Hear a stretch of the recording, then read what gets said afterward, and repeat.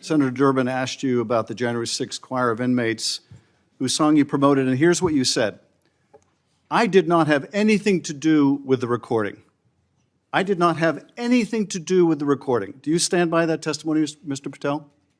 Senator, what I said was I didn't do the recording. You said you didn't have anything to do with the recording, which is interesting because here's what you told Steve Bannon on his podcast. So what we thought would be cool is if we captured that audio and then, of course, had the greatest president, President Donald J. Trump, recite the Pledge of Allegiance, then we went to a studio and recorded it, mastered it, digitized it, and put it out as a song now releasing exclusively on the War Room. We. If you had nothing to do with it, Mr. Patel, why did you tell Steve Bannon and all his listeners that you did?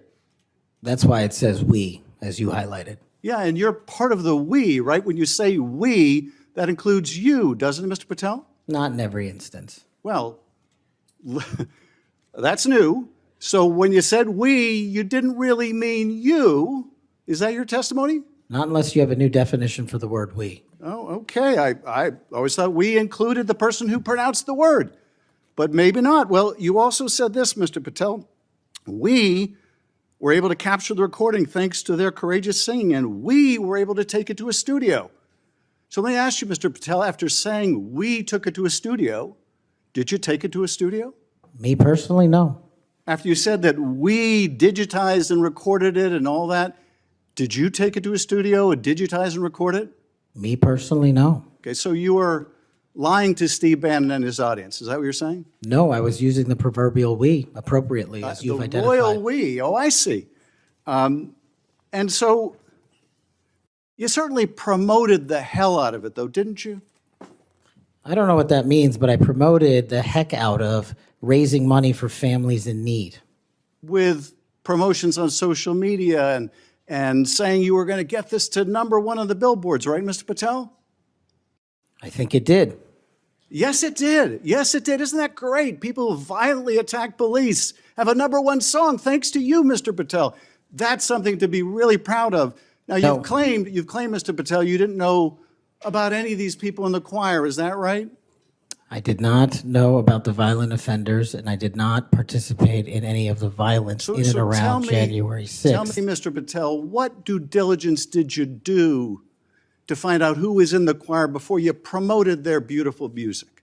These people who assaulted law enforcement, what due diligence did you do? Senator, I didn't record it myself. So you did no due diligence before you promoted this song by these violent felons. Is that what you're telling us? Senator, I did not record that myself. So you're being considered for director of the FBI.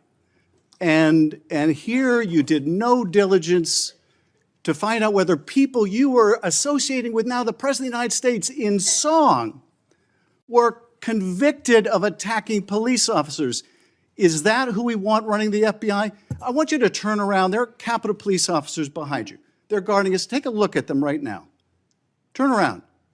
I'm looking at you. You're talking to me. No, look at them.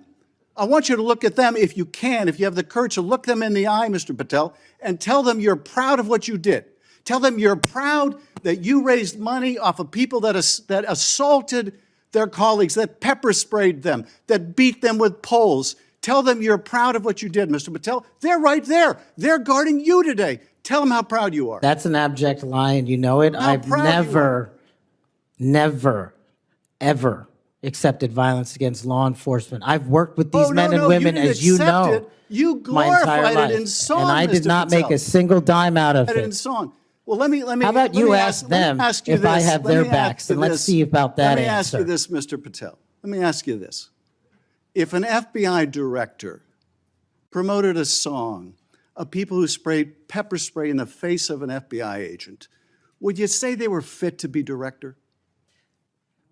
Mr. Schiff? Yes or no? Would they be fit to be director? I am fit to be the director of the FBI.